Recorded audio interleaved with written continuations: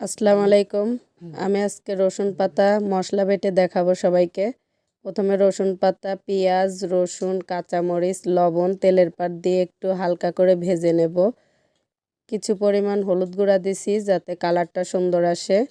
এভাবে অনেকক্ষণ যাবত ভেজে নিয়ে আমি সেটাকে অনেক বাদামি কালার হয়ে গেলে তারপর আমি হালকাভাবে নাড়াচাড়া দিয়ে নামিয়ে নেব। দেখেন প্রায় ভাজা ভাজা হয়ে গেছে। এরকম ভাজা ভাজা হওয়ার পরে আমি নামিয়ে নিয়ে পাটায় বেটে নেব, শিলপাটায়।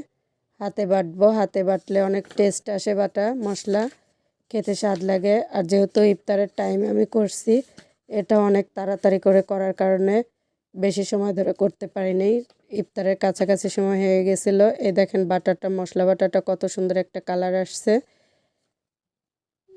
ভালোভাবে পাটায় বাটা মশলা আসলে খেতে অনেক স্বাদ, অনেক সুস্বাদু লাগে।